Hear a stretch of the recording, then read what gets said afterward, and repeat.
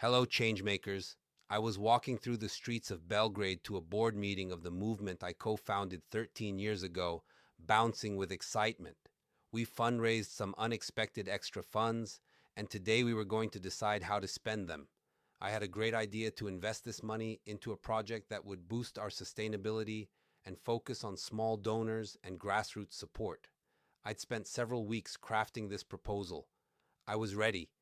The meeting started, and within minutes I realized something was off. There had been a pre meeting before this one, an informal gathering where several board members had already met and agreed on how to spend the money. My idea didn't stand a chance. I presented it anyway, argued passionately, but the pre meeting coalitions were already in place. The decision was made before I'd even walked into the room. I was furious. Why hadn't I known about this pre meeting?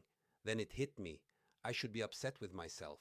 I'd gotten so wrapped up in perfecting my idea that I disengaged from the board for weeks, forgetting the most important part, bringing others along, playing the necessary politics, and building my coalition before this crucial meeting. Lesson learned the hard way. Have you ever had a meeting where you realized there was a pre meeting that didn't include you?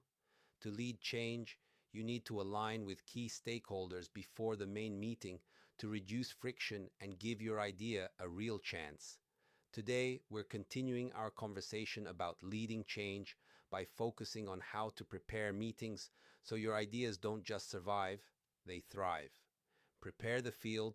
Having a great idea is one thing, but convincing others it's brilliant, or even harder, convincing them to devote time and resources to it, requires a completely different toolbox. The first step is understanding who has decision making power to make your idea work or kill it. In my case, that was a board of 9 people I was part of.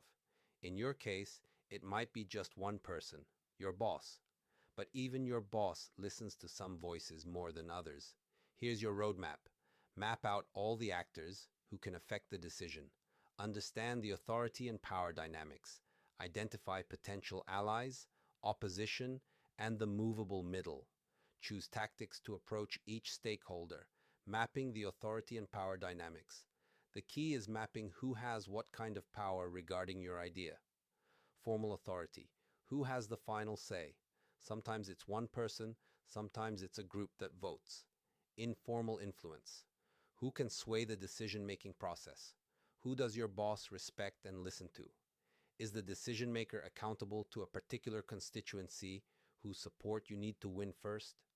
Once you understand the authority power map, you can focus your energy where it matters most. Key stakeholders and strategies. There are 3 main stakeholder groups you need pay attention to: potential allies, opposition, and movable middle. Let's discuss each. Allies. Start with the low-hanging fruit, who might already be aligned with your idea. Among potential allies, who are the easiest to convince? Your first move should be sharing your idea with people you already have relationships and trust with. But here's the crucial part. Offer space for their feedback and incorporate their ideas into yours.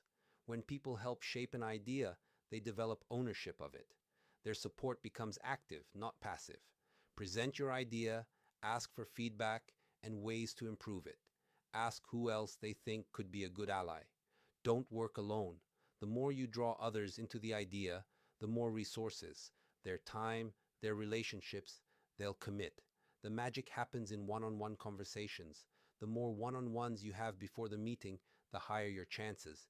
If I'd had just 3 to 4 conversations before my meeting, I might have mobilized support or even learned about that pre-meeting. Opposition. Understand the threat. Your idea represents, you have to understand what kind of threat your idea represents to certain stakeholders, to know where and why the resistance is coming from. People who oppose your ideas are usually those who have the most to lose if your idea is implemented. Remember, people don't resist change, they resist the loss change might bring, and don't take disagreement personally. People rarely oppose you because of who you are, but because of the issue or change you represent.